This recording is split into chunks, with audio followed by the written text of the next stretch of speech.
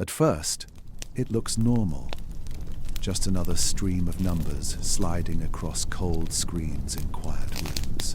Distances, velocities, angles, mass estimates, the kind of data astronomers have trusted for centuries. Nothing dramatic, nothing loud, just math. But then, something feels off, because the numbers don't settle. They refuse to sit still. As 3I Atlas moves closer to perihelion, observatories around the world begin feeding in fresh measurements. Each one expects the same thing: a clean curve, a predictable path, gravity doing what gravity has always done. And for a moment, that's exactly what they see. The speed lines up. The angle checks out. The mass falls neatly into expected ranges. Almost perfect. Almost. Then the next data set arrives, and the numbers shift. Not enough to cause panic. Not enough to raise alarms. Just enough to make someone pause, lean closer to the screen, and check the calibration twice. Maybe it's noise, they think. Cosmic dust. Solar interference. A small error in timing. So they rerun the calculations. Same result. The object's velocity is slightly different than it was an hour ago. Not slowing the way it should. Not accelerating the way it must. Just drifting off script. Another observatory confirms it. Then another. Different instruments. Different locations. Same problem. The math is solid. The equations are ancient. Gravity hasn't changed. So why does the answer keep moving? As 3I Atlas slides deeper into the inner system, its trajectory becomes harder to pin down. Each update rewrites the last one, like the object is stepping just ahead of every prediction. Never far, never dramatic, just enough. And that's what makes it unsettling, because space is honest. Asteroids don't lie. Comets don't improvise. Rocks don't argue with math. They follow paths carved by mass and time. Always have, until now. One researcher describes it quietly during a late-night review. It's like chasing a shadow, they say. Every time we get close, it shifts. The team assumes the obvious first. Maybe the mass estimate is wrong. If the object is denser than expected, that could explain the mismatch. So they adjust. The numbers fall back into place, briefly. Then the next observation arrives, and the curve bends again. Another theory surfaces: outgassing. Hidden jets of gas pushing it off course, like a comet firing invisible thrusters. But there's no plume, no tail, no cloud of debris lighting up behind it, just clean motion through empty space. They try factoring in solar pressure, the gentle push of sunlight itself. Still wrong. The adjustments keep stacking. Each one patches the model, but none of them hold for long. It's like building on sand. Every solution sinks under the next wave of data, and slowly, something uncomfortable begins to form. Not a conclusion, a feeling that this object isn't fully passive. No one says it out loud yet. They keep their language careful, professional, conservative. Words like uncertainty, margin of error, statistical drift. But behind closed doors, the tone changes, because uncertainty usually shrinks as data increases. Here, it grows. The closer 3I Atlas gets to the sun, the harder it becomes to predict. As if proximity reveals something new. As if the object behaves differently under pressure. The numbers don't explode. They don't scream danger. They whisper. Small deviations, tiny course changes, subtle mass inconsistencies that appear, then disappear, then return in another form. A pattern that almost forms. Almost. Late one night, a junior analyst overlays all trajectory updates into a single visualization. Hundreds of paths, hundreds of predictions, and instead of converging, they fan out, like fingerprints. No two exactly the same, yet all tracing a narrow corridor through space, as if constrained by something unseen. Not random. Guided. That's when someone asks the question no one wants to answer. If this were intentional, they say slowly, what would that look like? The room goes quiet. Because intention doesn't have to mean control. It could mean response, adjustment, correction, even small ones. The kind you'd make if you were trying to maintain a path, not follow one. They don't write that down. They don't publish it. They don't need to. The doubt has already settled in.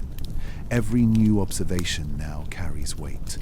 Every decimal place feels loaded with meaning. The data isn't just data anymore.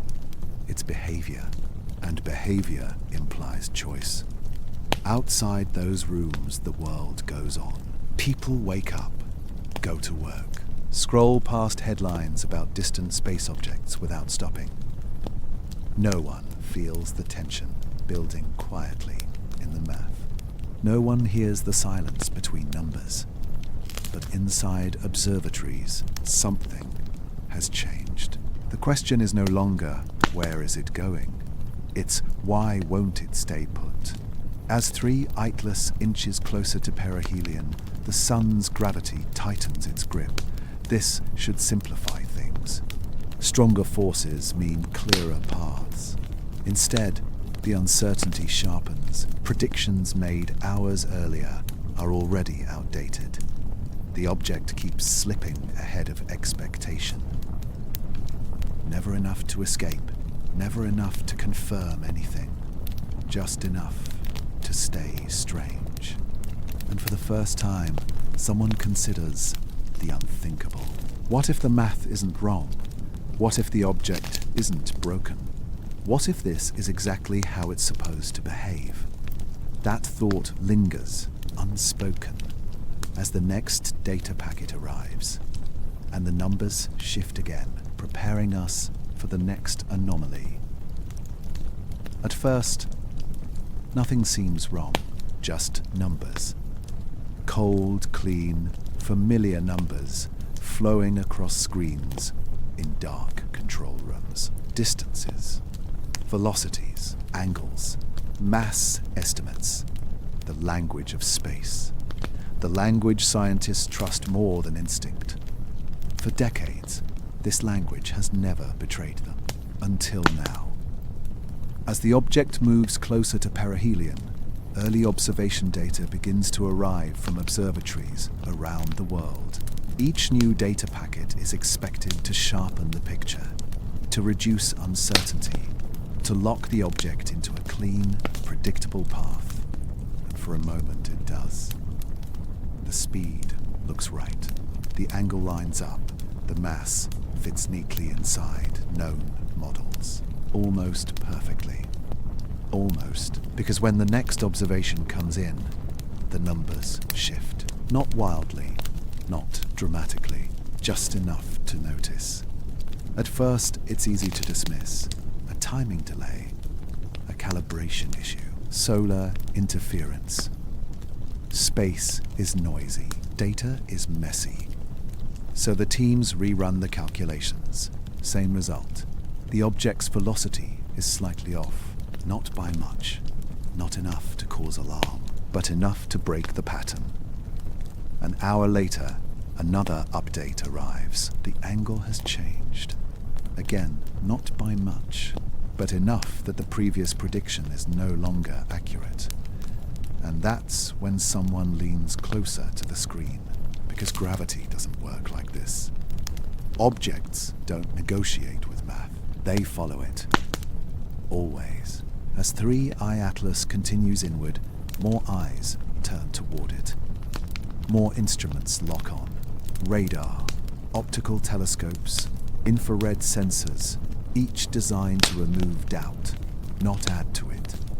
Yet doubt is exactly what grows. Each new measurement slightly contradicts the last.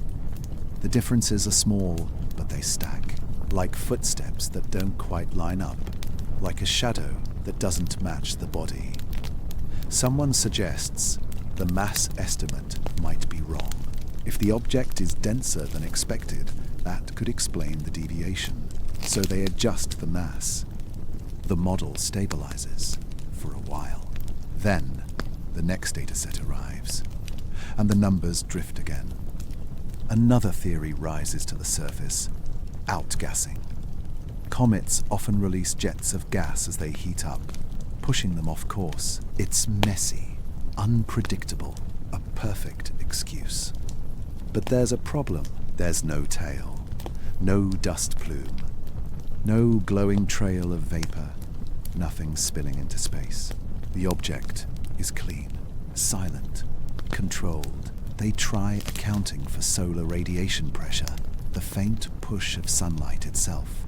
For light objects, it can matter. Still wrong. Every fix feels temporary. Every explanation works until it doesn't. And slowly, something unsettling begins to settle in. The math is correct. The instruments are calibrated. The observations are independent. And yet they agree on one thing. The object does not behave the same way twice. Not exactly. As perihelion approaches, predictions made hours earlier are already outdated. The future path keeps rewriting itself in tiny ways, always staying just ahead of certainty. Not escaping prediction, avoiding it. One researcher describes it quietly during a late-night review. It's like it doesn't want to be pinned down, they say. No one laughs because space objects don't want anything. They don't react, they don't adapt, they don't respond, unless something is acting on them, or within them. A junior analyst overlays every trajectory estimate into a single visual map. Hundreds of predicted paths appear on the screen. They should converge. They don't. Instead, they spread, slightly, carefully, forming a narrow corridor of possible motion. Not chaos, not randomness. Constraint. As if the object is correcting itself, just enough, every time it drifts too far. No one says the word control, but everyone feels it hovering in the room. Still, caution wins. Extraordinary claims require extraordinary evidence. So they keep measuring, they keep calculating, they keep waiting for the numbers to behave. But the closer the object gets to the sun, the worse the problem becomes. Stronger gravity should simplify everything. Perihelion should lock the orbit into clarity. Instead, uncertainty sharpens. Tiny accelerations appear, then vanish. The mass estimate fluctuates, as if different sections of the object respond differently to heat. The angle shifts again, just a fraction, just enough. And suddenly, a dangerous thought slips in. What if this isn't noise? What if this isn't error? What if this is response? No one writes it down. No one submits it for review. But the question lingers between every update, between every line of code, between every silent pause in the control room. If the math is right and the data is real, then why does the answer keep changing? Outside, the world sleeps. People pass under the same sky without looking up. News feeds scroll past the object's name without a second glance. But inside observatories, something has shifted. The numbers are no longer passive. They feel watched, as if the object knows it's being observed. And as the next data packet arrives, showing yet another small deviation, the room falls quiet. Because this isn't just a calculation problem anymore. It's a question of behavior. And behavior implies something no one is ready to face yet. Something that will become impossible to ignore very soon.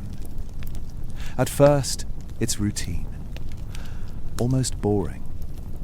Astronomers turn their attention to the light curve, the simple rise and fall of brightness as the object spins and reflects sunlight. It's one of the oldest tools in space science. Reliable, predictable. A rock turns, light hits it, brightness changes. Simple. They've done this thousands of times before. So when 3i Atlas is charted, no one expects surprises. Just a smooth curve, a gentle wave, bright, dim, bright again. The signature of a lifeless object drifting through space. But that's not what appears on the screen. Instead of a smooth arc, the graph jumps up, down, flat, up again, sharp edges, clean breaks, not noise, not scatter, intervals. At first, the team assumes an error. Light curves can be messy, background stars interfere, instruments glitch, data pipelines hiccup. So they clean it, they filter the noise, they remove outliers, they recalibrate the sensors, and when the refined curve reappears, it looks the same, still broken, still jagged, still pulsing. The brightness doesn't fade naturally, it drops suddenly, then holds, then rises again at almost the same interval as before. Like a heartbeat, someone zooms in on the timestamps. The spacing between the spikes is consistent, too consistent. Every rise, every fall, separated by nearly identical gaps. Seconds matter in astronomy, and these seconds line up. The room grows quiet, because this isn't what tumbling rocks do. Natural rotation creates smooth variation. Even irregular shapes produce messy, uneven curves. This is different. This is clean, deliberate, almost mechanical. Another observatory confirms it. Different telescope, different hemisphere, same pulse. Then another. Across continents, across time zones, the same pattern appears. The object brightens and dims in rhythm, like it's keeping time against the stars. No drifting phase, no gradual change, just repetition. Someone says it out loud, barely above a whisper. It's flashing. No one corrects them. They shouldn't be flashing. There's no visible plume, no gas cloud catching sunlight, no rotating mirror-like panels, at least none that should exist. And yet, the reflectivity jumps as if something turns on, then off. On, off, on, each pulse sharp enough to be measured, each drop clean enough to rule out chance. The team starts comparing it to known phenomena. Binary rotation, chaotic tumbling, fragment shedding, nothing fits. Those processes create irregularity. This is order. The pulses are not perfectly identical, but they're close. Close enough to suggest correction, adjustment, fine-tuning. As if whatever causes the brightness change is responding to something. Maybe heat, maybe orientation, maybe observation. A chilling thought passes through the room. What if the light curve isn't showing rotation? What if it's showing activity? They don't log that hypothesis. They don't need to. Everyone can see it. As 3i Atlas approaches perihelion, the pulses become clearer, stronger, easier to separate from background noise. The sun should overwhelm subtle effects. Instead, the signal stands out, like it wants to be noticed. A researcher overlays the light curve against time and solar distance. The correlation is strange. The pulses tighten as the object warms, then relax again. Not randomly, systematically, like feedback. Someone points out something even stranger. The pulses don't drift with rotation. They align with absolute time. Seconds, minutes. As if the object isn't just spinning, it's counting. That idea feels dangerous. Timekeeping is not a natural property of rocks. Clocks belong to systems, to processes designed to repeat with purpose. A natural object might pulse because it's breaking apart, or venting gas, or spinning unevenly. But this looks restrained. The brightness never spikes beyond a certain limit, never drops too far. It stays within bounds, controlled bounds. The curve doesn't decay. It persists. Hours pass, then days. The pulse remains. A calm, steady rhythm beating quietly against the void. Outside the observatories, the world continues unaware. People sleep, plan their days, argue online about distant things that feel more real than space. They don't see the graphs. They don't feel the discomfort creeping into scientific rooms. Because something fundamental is cracking. Light curves are supposed to simplify objects, reduce them to shapes and spins. This one refuses. The curve doesn't describe the object. It describes behavior, and behavior implies intent, or at least process. Late at night, someone asks a question no one answers. If this were artificial, they say slowly, would it look any different? The silence that follows is heavier than before, because no one can point to a clear difference. The pulse isn't screaming. It isn't broadcasting. It isn't sending a message anyone can decode. It's just there, persistent, measured, unbothered by human expectation. As if it existed long before anyone thought to look, as if it doesn't care whether it's understood. The light curve continues to break every assumption. Every model built to tame it fails in some small way. The smooth rise and fall never returns. The rock never behaves like a rock. And the most unsettling part, the pulse doesn't react when people talk about it. It doesn't speed up. It doesn't stop. It doesn't change. It keeps time. Perfectly content to let humans argue about what it means. As the chapter closes, one truth becomes impossible to ignore. This is no longer a question of measurement. It's a question of meaning. Because since when does a lifeless object keep a rhythm in the dark as it falls toward the sun? And if this pulse has been there all along, why are we only noticing it now? At first glance, it shouldn't be bright at all.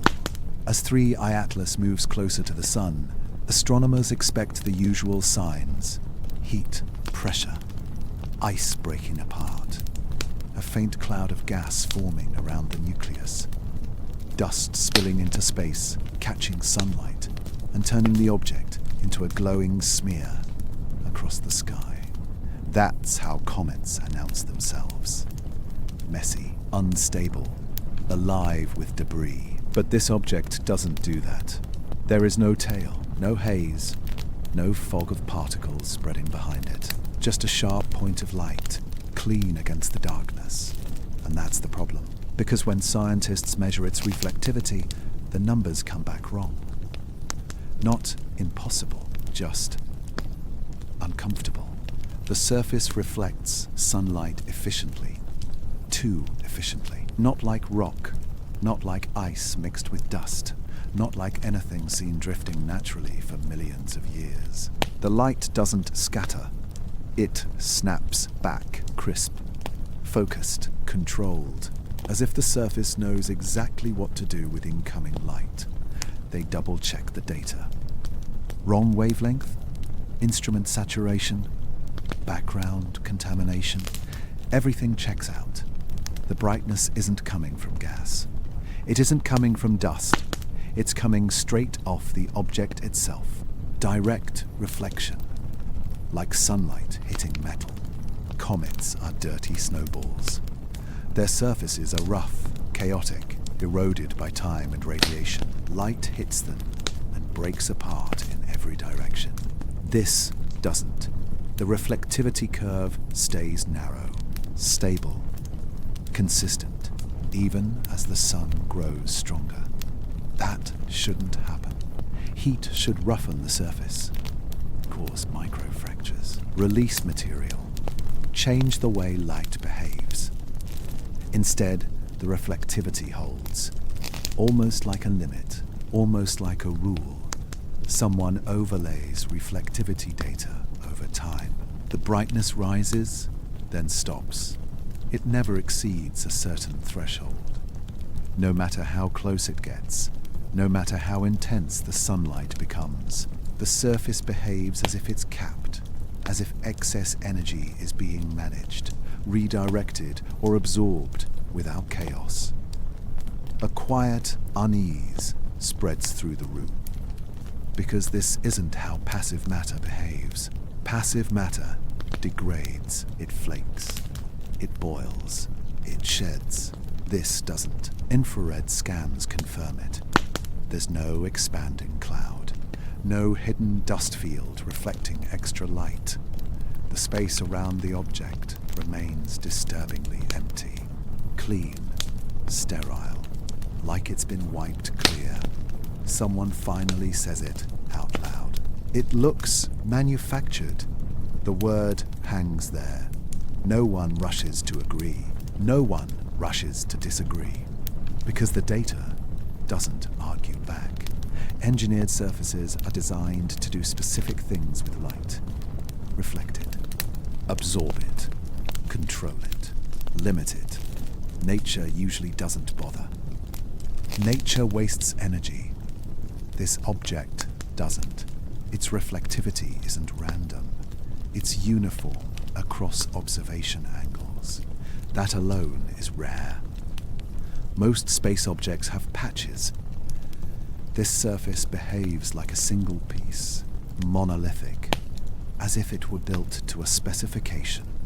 They test rotation again, expecting reflectivity to change as different faces turn toward the sun. It barely does. No wild swings, no chaotic flicker, just subtle modulation, like a controlled adjustment. The light curve from before now makes more sense. Not rotation. Exposure. Something on the surface seems to change how much light is returned. Not because it turns, but because it responds. That idea stays unspoken. Still, the questions pile up. What kind of surface survives interstellar space without collecting dust? What kind of object travels for millions of years and arrives clean? Interstellar space isn't empty. It's thick with particles. Tiny grains stick to everything over time. Yet 3I Atlas looks polished, untouched, like it hasn't been eroded, but preserved, as if its journey was accounted for. Someone suggests a natural explanation. Maybe it's unusually dense. Maybe it has a glassy surface formed by extreme heat long ago. Maybe it's an exotic mineral never seen before. All possible, all thin. Because even exotic materials show wear. This shows restraint. As perihelion approaches, the sun's energy becomes brutal. Enough to tear weak objects apart. Enough to light up any volatile material hiding beneath the surface. Nothing happens. No flare, no burst, no shedding. The reflectivity curve remains calm, steady, controlled. A scientist who has spent decades studying comets stares at the screen longer than usual. "I've never seen one behave like this," they say quietly. Not in anger, in disbelief, because their entire career is built on patterns. And this object refuses to fit into any of them. The idea of design creeps closer, not as a claim, but as a question. Design doesn't have to mean purpose. It could mean optimization, survival, longevity.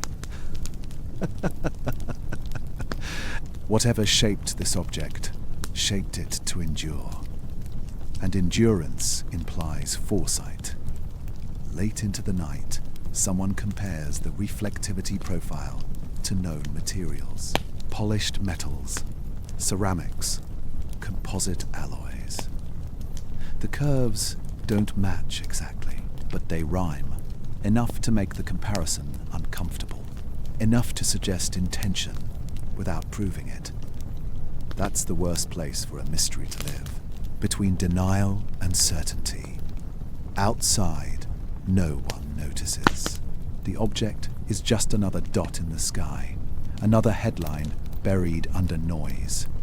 But inside those rooms, something fundamental has changed. The question is no longer whether this object is unusual. That's settled.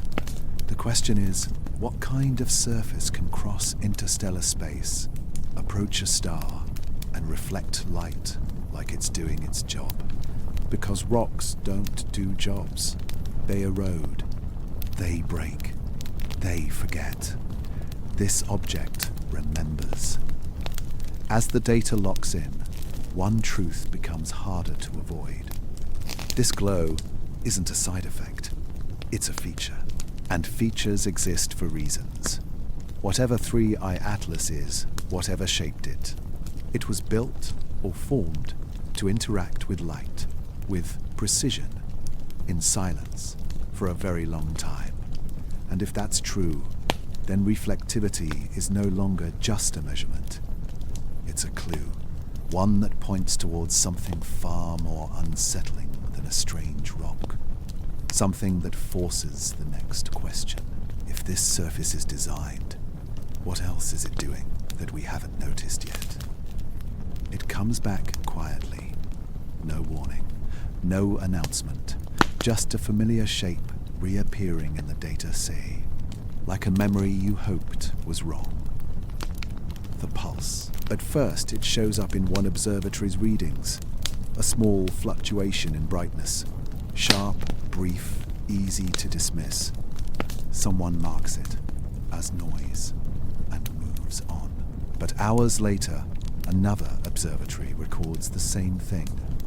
Same rise, same drop, same timing. Then another. Different continent, different telescope, different team.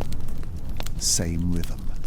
And that's when the room changes, because coincidences don't survive replication. As scientists begin comparing notes, the pattern becomes impossible to ignore. Each observatory, working independently, sees the same brightness pulse repeating at the same interval. Measured not in vague estimates, but in seconds, precise, consistent, unforgiving.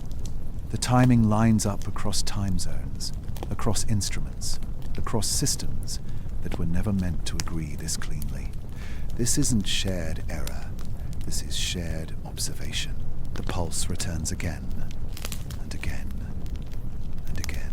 Always on time, always sharp, never drifting. Someone pulls up atomic clock references just to be sure. Another checks network latency. A third verifies timestamp synchronization. No discrepancies. The data is real. The rhythm is real. And suddenly, the question no one wanted to ask before is unavoidable. Is this a signal? No one says it loudly. Signals imply intent. Intent implies intelligence. And intelligence changes everything. So they retreat to safer language. periodic anomaly, temporal regularity, recurrent brightness modulation. Words designed to keep the universe quiet. But the pulse doesn't care what they call it. It keeps going. On. Off. On. Off. Like a lighthouse turning in the dark. Except there's nothing out there to warn. Or maybe there is. The teams try everything to break the pattern. They reprocess the data with different filters. They adjust exposure times. They change observation angles. The pulse survives all of it. It's not an artifact of analysis. It's not a trick of perspective. It's embedded in the light itself. Someone suggests a natural explanation, rotation combined with surface reflectivity. But the timing doesn't match rotational models. Rotation drifts. This doesn't. Someone suggests thermal cycling, heating and cooling as the object spins. But thermal changes lag. This pulse is immediate, clean, binary. On, off. On, off. The simplicity is what makes it terrifying. Nature is messy. Signals are not. As the data accumulates, the interval becomes undeniable. The pulse repeats with such accuracy that future flashes can be predicted seconds in advance. And when the prediction hits exactly on time, the room goes silent, because prediction is power. And whatever this is, it's predictable by design. A senior scientist finally voices the fear everyone feels. We're either seeing something unprecedented, they say, or we're seeing meaning where there is none. That's the last safe refuge. Pattern seeking is a human flaw. We see faces in clouds, shapes in stars, messages in noise. So maybe this is just another illusion, a cosmic coincidence, a trick of limited data and human imagination. Maybe. But coincidences don't synchronize globally. They don't align across instruments built by different nations, calibrated by different standards, operated by people who have never spoken to each other. Coincidences don't keep time. The pulse continues as 3I Atlas moves closer to perihelion. The sun's glare increases.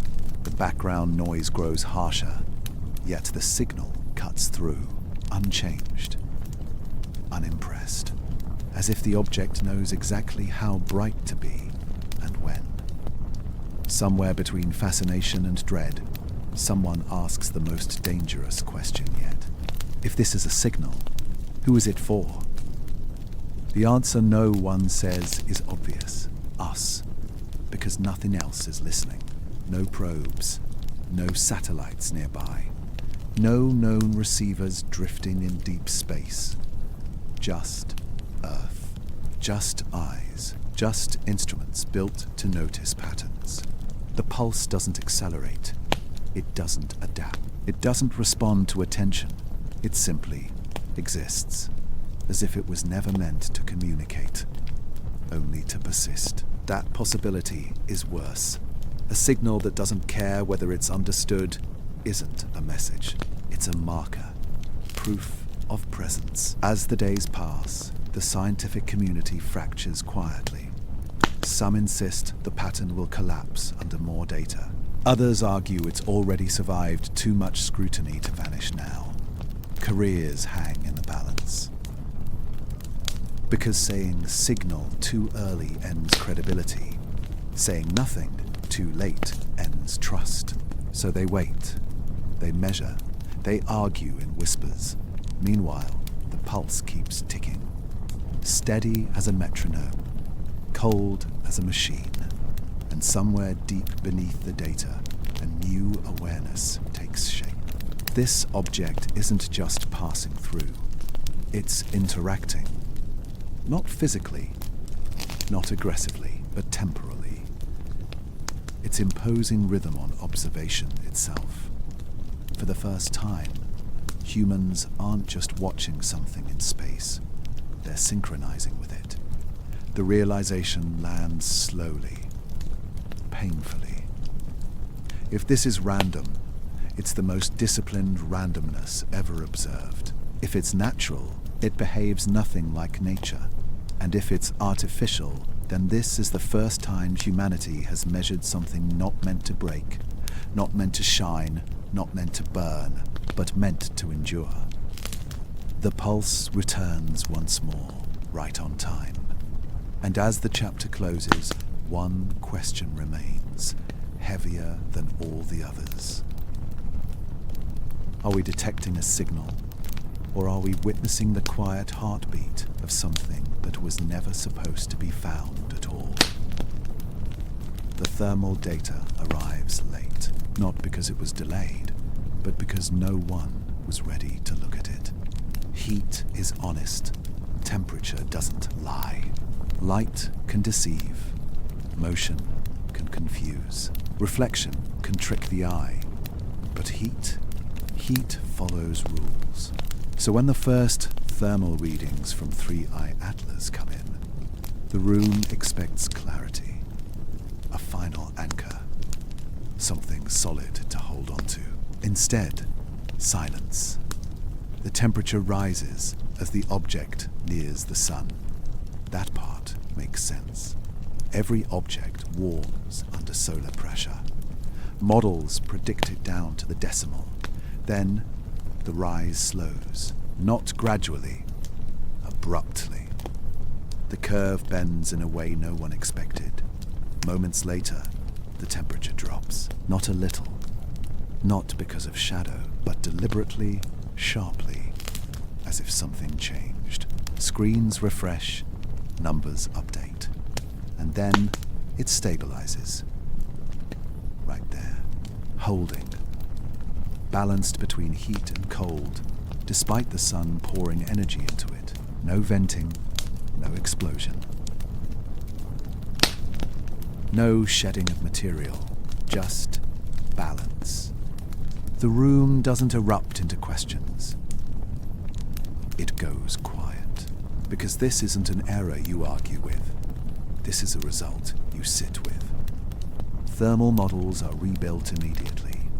New assumptions, new materials, new equations layered over old ones. Each model predicts chaos. None predict control. Heat should build unevenly. Surfaces should blister. Subsurface ice should boil and burst outward.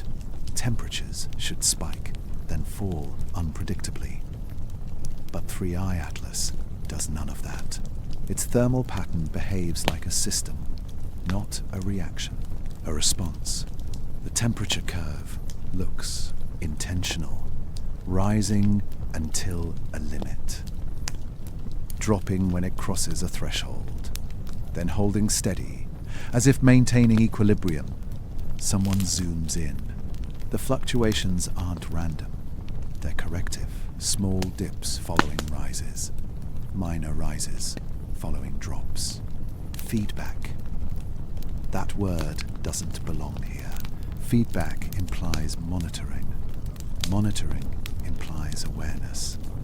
No one says it, but everyone feels it. Another set of data arrives from a different observatory. Same pattern. Different instruments, different wavelengths, same behavior. The object heats, cools, then locks itself into a narrow thermal band, perfectly positioned to survive, as if overheating was anticipated, as if the danger was planned for. A senior scientist stares at the curve for a long time before speaking. This looks like thermal regulation, they say. No one responds, because thermal regulation is something living things do, and machines. But not rocks. Never rocks. They search for natural explanations. Maybe layered materials. Maybe extreme conductivity. Maybe a surface that radiates heat unusually well. All possible, none sufficient. Even exotic materials don't actively stabilize. They react. This doesn't react, it manages. As 3I Atlas continues toward perihelion, the sun grows merciless. Radiation increases. Tidal forces stretch the object. Any ordinary body would crack. This one adapts. The temperature curve tightens. Fluctuations shrink. The system becomes more efficient, better controlled. Almost practiced. The silence in the room deepens. Because efficiency implies repetition. It implies this has happened before. Someone whispers the thought they shouldn't. What if it's been this close to a star before? The implication is staggering. Interstellar objects aren't supposed to survive multiple stellar encounters intact. They erode. They fragment. They lose mass. This one arrives prepared. Its thermal response isn't desperate. It's calm, measured, like it knows exactly how much heat it can tolerate and refuses to take more. Another uncomfortable detail surfaces. The stabilization point is not arbitrary. It sits just below thresholds that would damage known materials. Just below failure, just below chaos, right in the safe zone, as if the object understands its own limits. That realization hits harder than any signal, because understanding limits requires knowledge, and knowledge requires memory. The team compares thermal data with the earlier light pulses. They align. When the brightness pulses, the temperature adjusts. Not dramatically, subtly, like coordinated systems working together. Light, heat, timing, all linked. The word passive no longer applies. This object is doing something. The models keep breaking. Every attempt to explain the behavior through known physics ends the same way, by adding assumptions so complex they stop being natural explanations at all. At some point, someone laughs softly, not because it's funny, because it's unbearable. This is starting to feel less like astronomy, they say, and more like diagnostics. No one disagrees.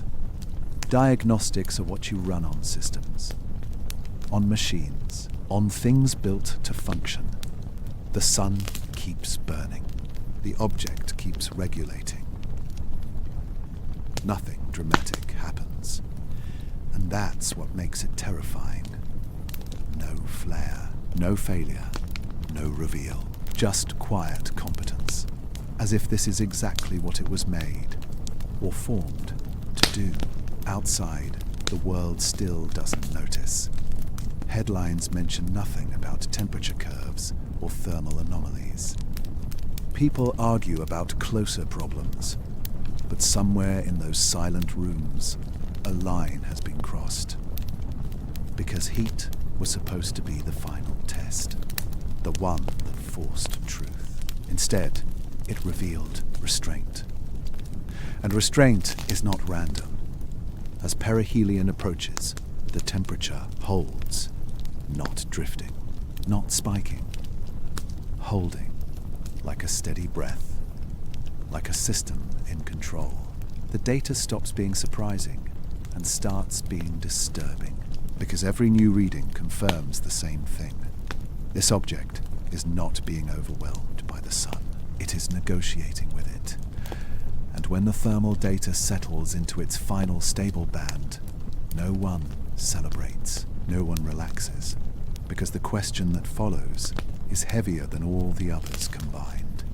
Why would an object traveling through deep space, with no known life, no visible propulsion, and no clear purpose, need to regulate its own heat, unless heat was never the threat?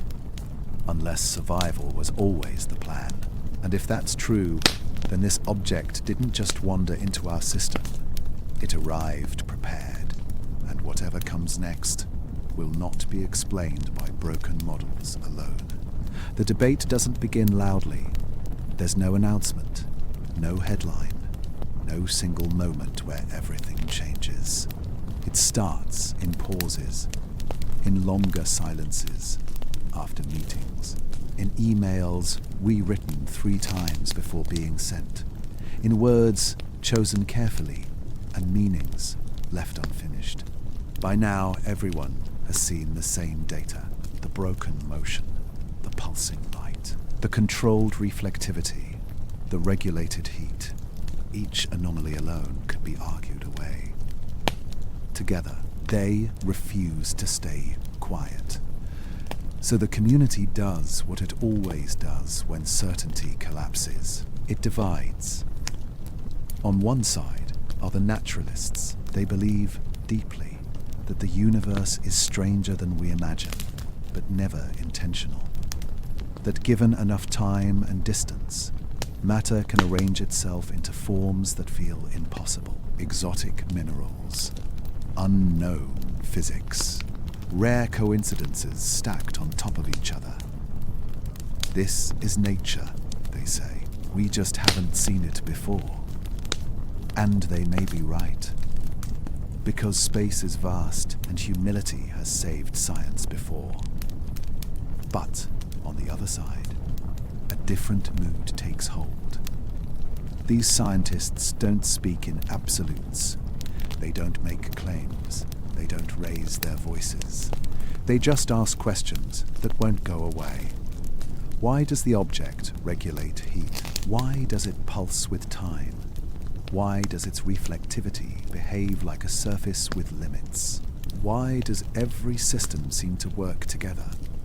They don't call it artificial, not out loud.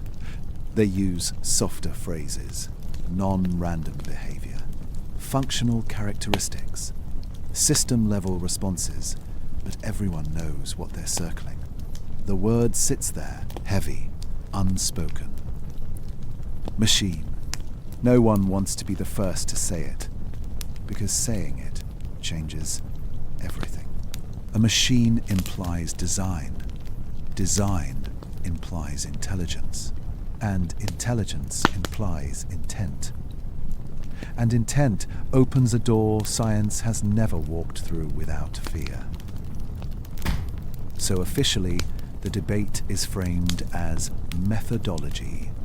Are our models incomplete? Are our assumptions flawed? Are we overfitting meaning to sparse data?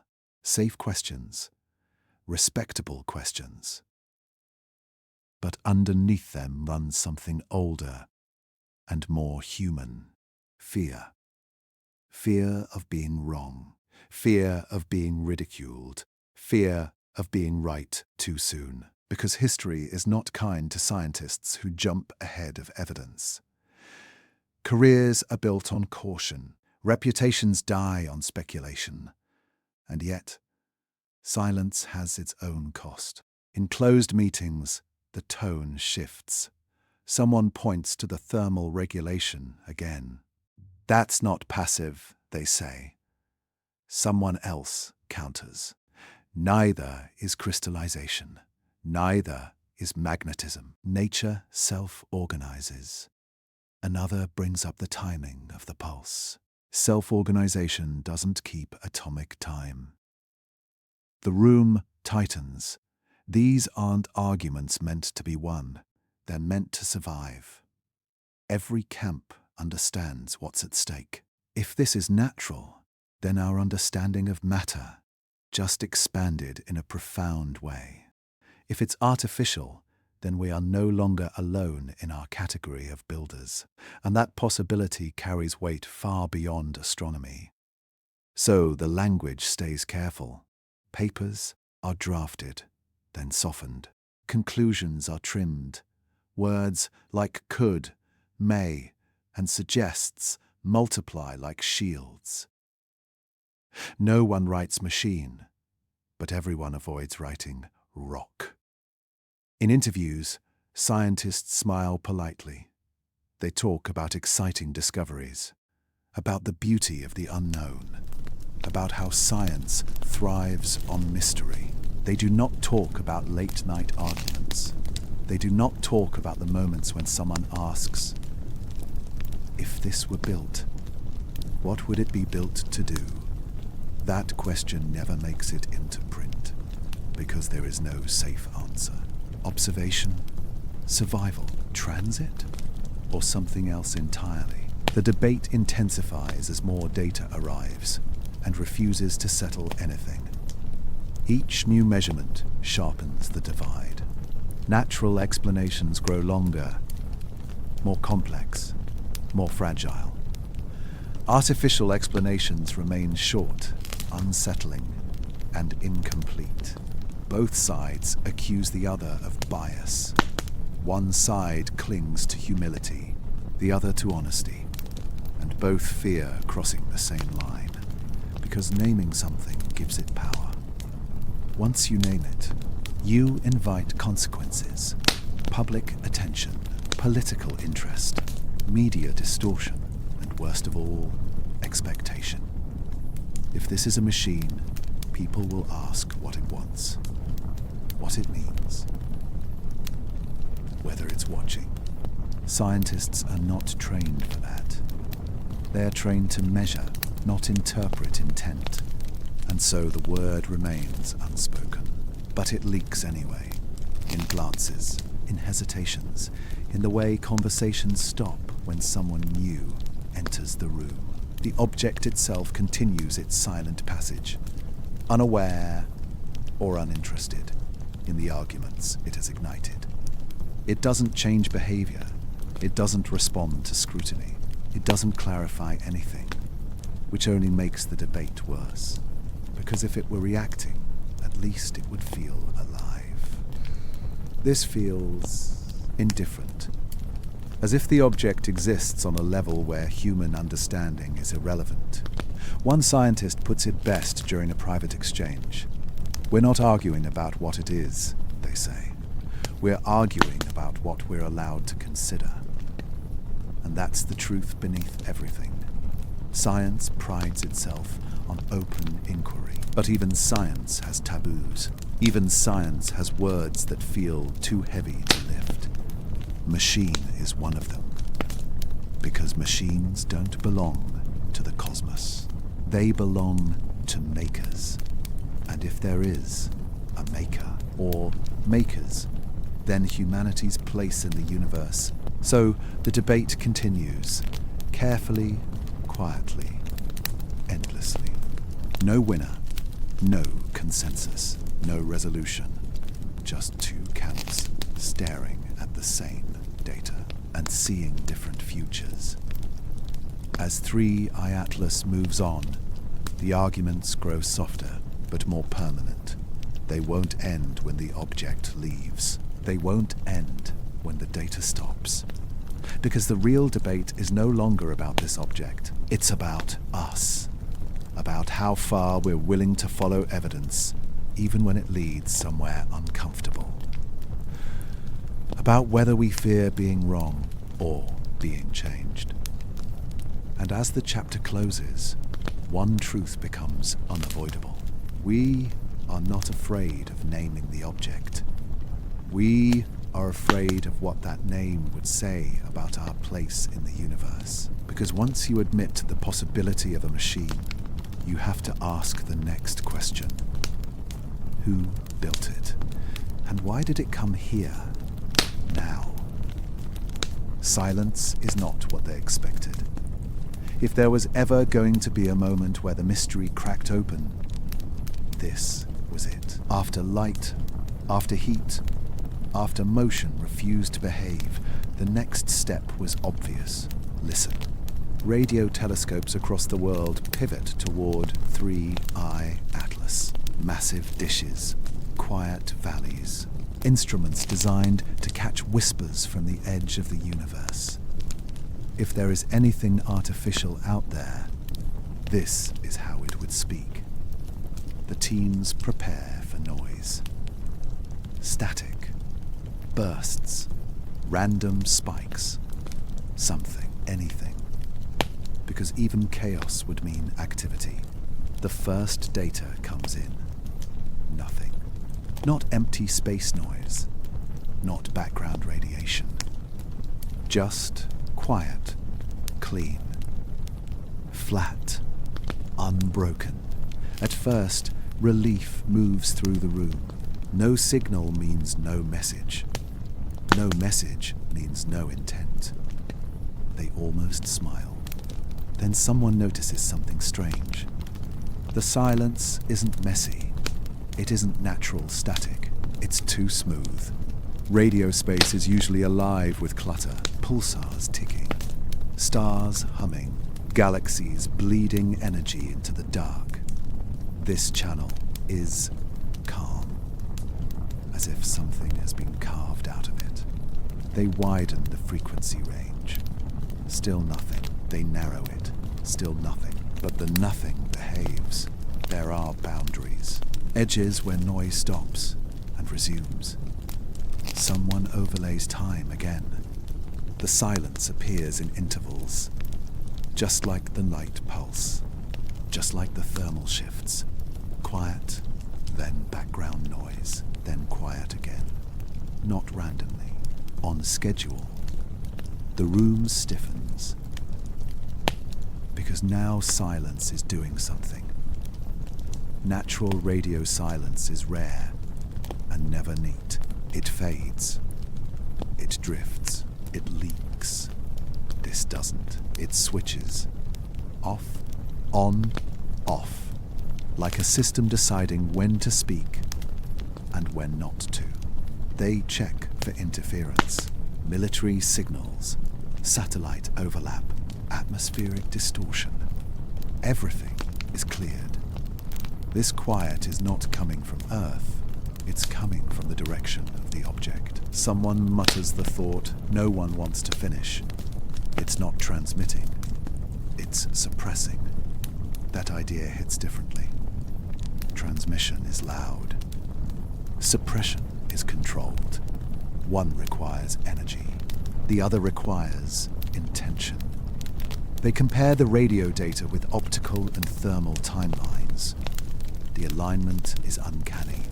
When the object pulses in light, the radio band goes quiet. When the light drops, noise returns. A pattern emerges. Not a message. A behavior. As if the object is not trying to say something, but trying not to be heard. That possibility is colder than any signal. Because hiding requires awareness. It requires knowing that something is listening and choosing silence anyway. A senior researcher breaks the tension softly. Silence can carry information, they say.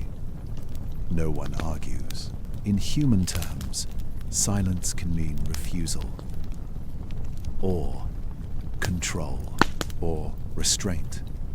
In machines, silence often means standby, a waiting state. The object shows no spikes, no bursts, no greetings, no warnings. Just disciplined quiet, as if broadcasting was never part of its design, or worse, as if it learned not to. The teams test every theory they can tolerate. Natural absorption by plasma? Unlikely.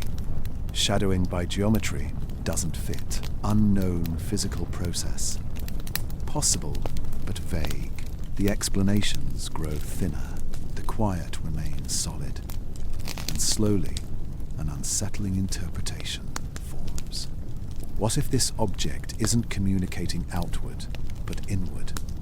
What if the silence is not for us, but for itself?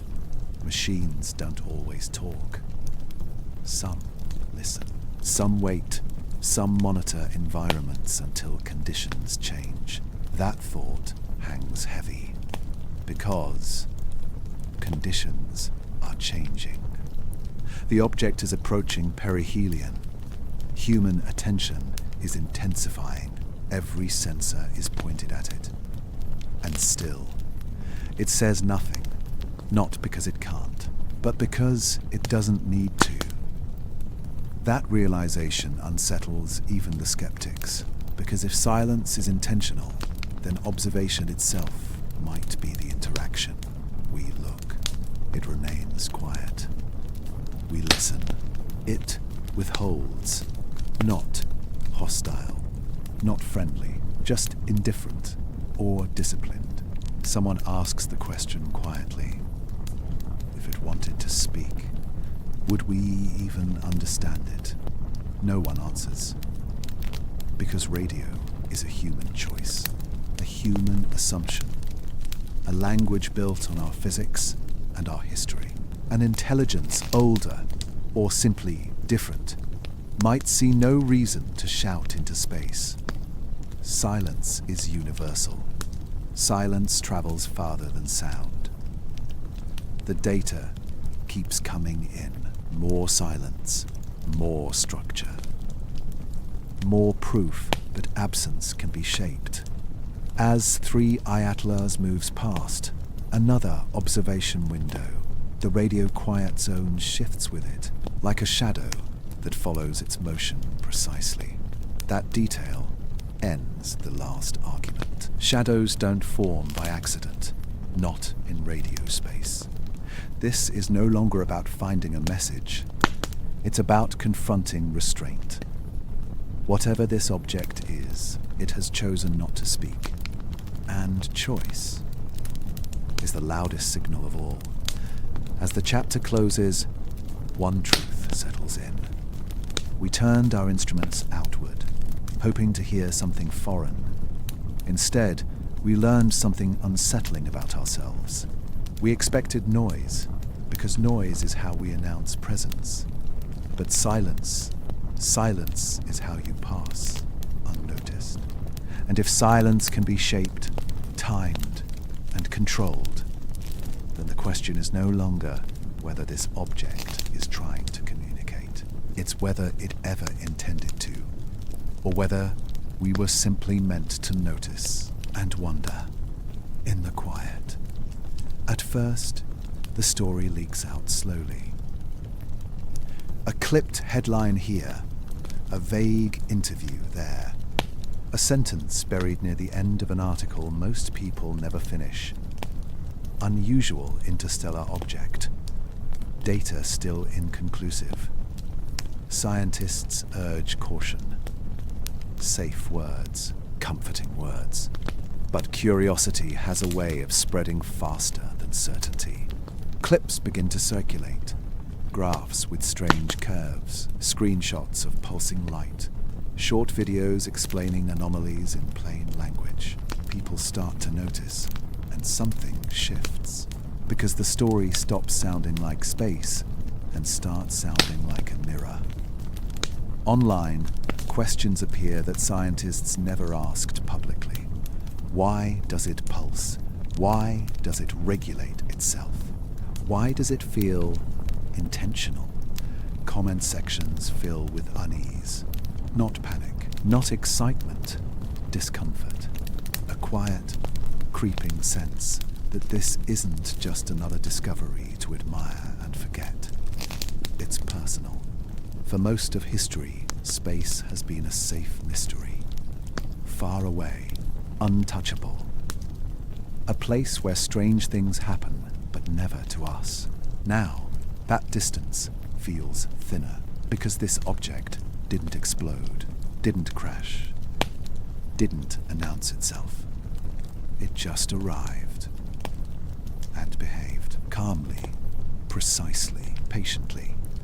People begin to realize something unsettling. If this pattern is artificial, then it wasn't forced on us. It didn't demand attention. We noticed it by looking closely, which means the moment of discovery says as much about us as it does about the object. Public conversations start to change tone. Not what is it, but why is it here? Why now? Why this system? Why during an age where humans are finally listening, watching, cataloging everything? The timing feels wrong, or too right. Some suggest coincidence. After all, interstellar objects pass through systems all the time.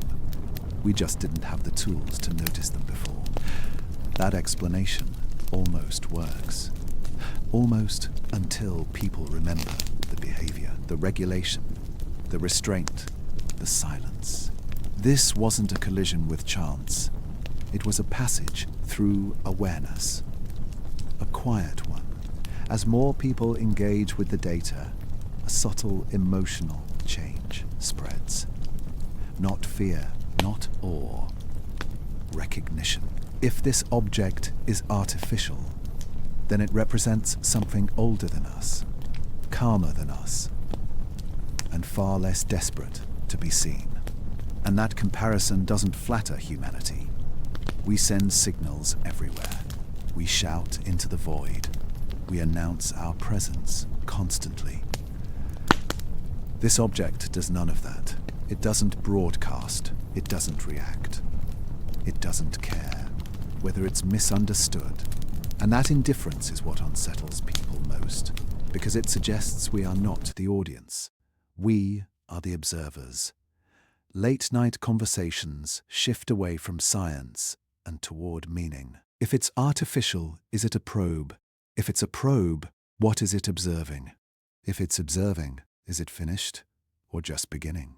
No official answers arrive. Scientists remain careful. Institutions stay quiet. Language remains conservative.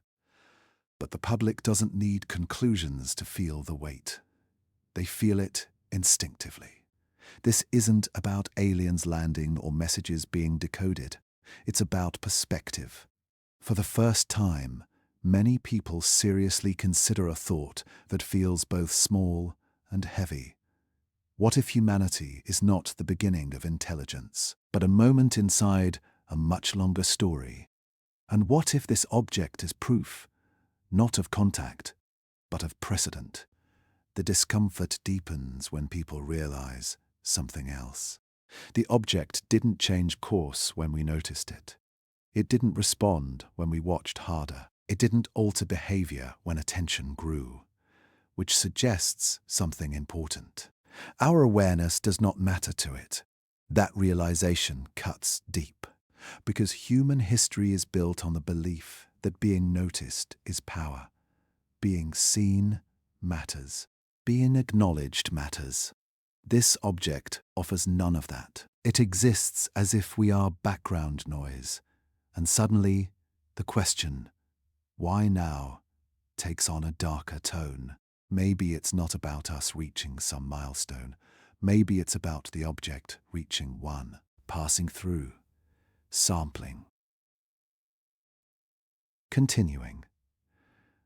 Now that possibility lingers in the public mind, people look at the sky differently. Not with wonder, but with self-awareness. Every light above feels less like an invitation and more like a reminder that the universe was old before us and will remain long after. The object becomes a symbol, not of threat, but of context. A quiet reminder that intelligence does not have to resemble us, care about us, or even acknowledge us. And that idea is deeply unsettling, because it forces a question we rarely ask honestly. If something intelligent can pass through our system, observe without speaking, and leave without consequence, then what does that make us special? Or simply visible? For a moment, as the chapter closes, the discomfort settles into something heavier. Not fear of invasion, not hope of contact, but humility, a collective realization that this mystery is no longer confined to data or telescopes. It lives inside perception itself.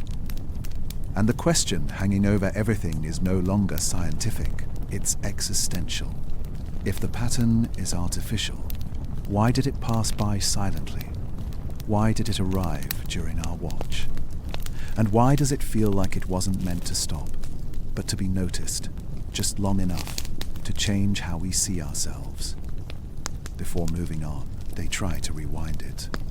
That's the instinct. If you can't understand what something is, you ask where it came from. So the models begin running backward, Not forward into prediction, but backward into memory. Every known force is reversed. Every measured deviation accounted for. Every pulse, every adjustment, every correction folded into the math. The goal is simple. Find its origin. At first, the path looks ordinary. It slips past the outer planets, crosses the ecliptic at a shallow angle, moves with the quiet confidence of something that's done this before. But then the trail stretches farther, past the Kuiper Belt, past the scattered disk, past the comfortable borders of our system. The object doesn't trace back to any known star, not even close. No familiar stellar nursery. No nearby system with the right alignment. No obvious gravitational slingshot that explains its speed. So the models dig deeper. They run farther back in time. Millions of years, tens of millions. The path becomes faint, uncertain. Then it breaks. Not violently, not suddenly. It just dissolves into possibility. The origin doesn't resolve into a point. It spreads. Like fog, every simulation ends the same way. The object did not come from somewhere we recognize. It entered from interstellar space so deep, so old, that our maps stop being useful. The room goes quiet again, because not knowing where something came from is worse than knowing. Unknown origins carry implications. If it came from a star, it belongs to a system. If it came from a system, it belongs to a story. But this feels detached from narrative, as if it didn't leave anything, as if it wasn't expelled, or lost, or thrown out by chance, as if it was always in motion. Someone suggests the obvious. It could just be ancient debris, they say. A relic from early galaxy formation. A comforting thought. Debris is meaningless. Debris doesn't choose paths. Debris doesn't regulate heat, pulse with time, or carve silence in radio space. The models refuse to settle. Every attempt to assign a birthplace introduces more assumptions, more guesses, more imagination. At some point, someone stops the simulation. There is no clear origin, they say, and that sentence lands heavier than expected, because origins anchor identity. Without one, the object becomes untethered, free from context, free from expectation, and that's dangerous. A young researcher asks a question that sounds innocent, but isn't. What if it didn't come from anywhere nearby? No one answers right away, because distance in space is also distance in time.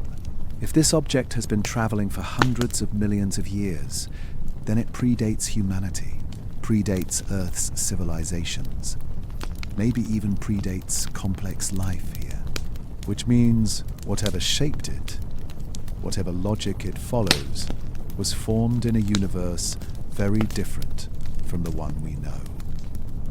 That thought shifts something deep inside the room. This is no longer about visitors. It's about ancestors. Not biological ones, but technological ones. The idea that intelligence could exist on timescales we barely comprehend is unsettling. Because intelligence that old doesn't rush. It doesn't announce itself. It doesn't panic. It waits. The object's path suggests patience. It didn't aim for Earth. It didn't slow down. It didn't adjust course when discovered. It passed through like a sentence in a much longer book. And that's when the fear changes shape. It's no longer fear of where it came from. It's fear of what it might awaken. Because discovery doesn't happen in isolation. It changes the observer. The more humans study this object, the more they question assumptions that felt permanent about life, about intelligence, about uniqueness, about being first, Someone finally says it quietly. If something like this exists, then how many others have passed unnoticed? No one's to count that number, because it suggests a universe not waiting to meet us, but moving on without us. The origin remains unresolved. No star, no system, no home, just motion, just continuation. As the object moves farther away, its past becomes harder to reconstruct. Data thins, noise grows, certainty fades, but the unease doesn't. Because origin isn't just about location, it's about implication. If this object has no clear beginning, then perhaps its purpose isn't local either. Perhaps it's part of something larger, something patient, something that doesn't announce itself, but leaves traces for those who are ready to notice. As the chapter closes, the models are shut down. There is nothing more to rewind. The past dissolves into darkness. And the question left behind is not where it came from, but what recognizing it has started. Because once you accept that something ancient, intelligent, and silent can pass through your world unnoticed, you can't go back to believing you are alone, or early, or central. And that awakening, that shift, may be the most dangerous consequence of all.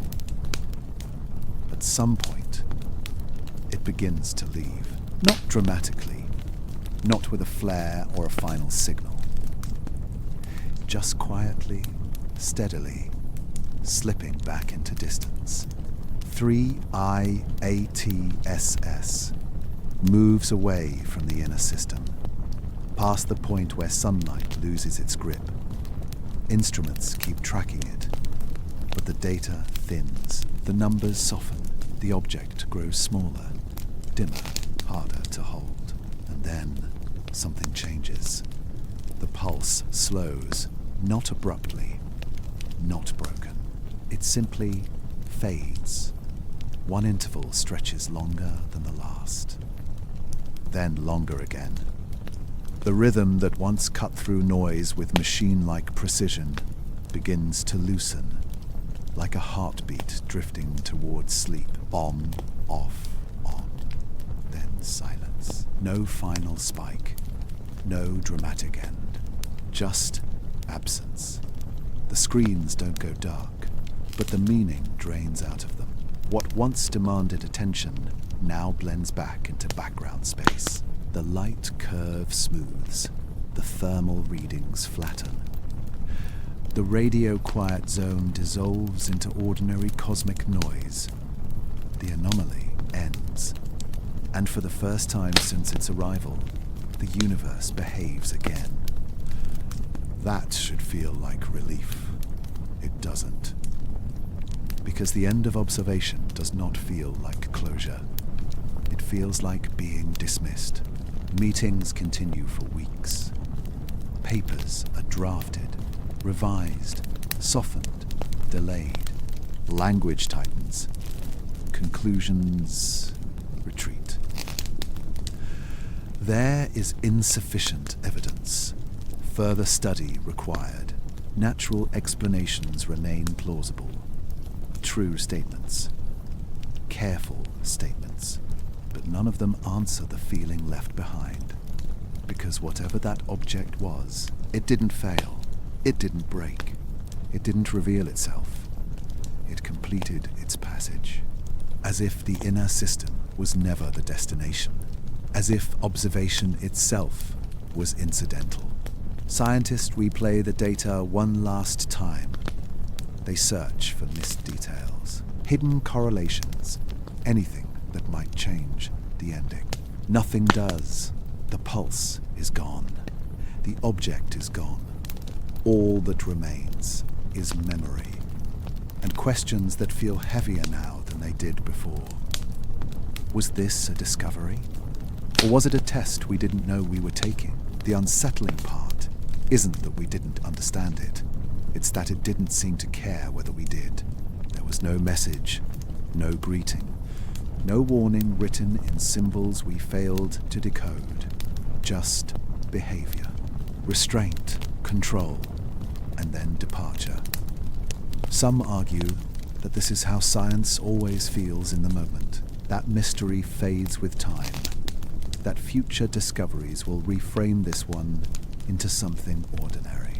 Maybe they're right, but deep down, many know something changed. Because once you've seen an object defy expectation so completely, you can't unsee it. Once you've watched the universe behave as if it knows rules you don't, the comfort of ignorance disappears. People asked the wrong questions at first. Was it alien? Was it a probe? Was it watching us? Those questions missed the point. The object never behaved like a visitor. Visitors announce themselves. This behaved like a passerby, like something moving through environments without attachment, like a process, not a presence. And that realization is quieter and more disturbing, because processes repeat. If this happened once, it can happen again, somewhere else, some other time, past another civilization still learning how to look. As the weeks pass, attention fades, news cycles move on, public curiosity dulls. But a small group of people remain unsettled, not because they believe in answers, but because they now live with different assumptions. They look at the sky and no longer see emptiness. They see traffic. They see history moving in directions that don't include us. The final reports are archived. The last datasets are stored. The observation window officially closes. 3I Atlas becomes a file, a case, a footnote, but the questions it raised refuse to be archived. Because science didn't fail here. It did its job. It measured. It recorded. It stayed honest. What failed was certainty. The certainty that intelligence announces itself. The certainty that we would recognize it if it didn't. The certainty that discovery always arrives with understanding. This one didn't. It arrived, behaved, and left, leaving us with a choice. We can call it a curiosity, a statistical outlier, a strange rock with rare properties. And maybe that's all it was. But somewhere beneath that explanation lies a deeper discomfort. What if this wasn't meant to be understood? What if it wasn't a message, but a demonstration? A quiet proof that intelligence can exist without contact, without explanation. And if that's true, then this wasn't about 3 Atlas at all. It was about us. About how we respond to the unknown. About whether we mistake silence for absence. About whether we assume meaning only exists when it speaks our language. As the object disappears into darkness, one final question lingers. Unanswered, unavoidable. Was this a discovery? Or was it a warning we didn't recognize because it never raised its voice? The sky returns to normal, but our place beneath it does not. Because once observation ends, understanding is no longer guaranteed. And the most unsettling truth of all settles quietly into place. Whatever passed through our system did not need us. And that may be the message we were never meant to hear, only to feel. As it moved on and left us looking up, wondering what else has already passed by unnoticed.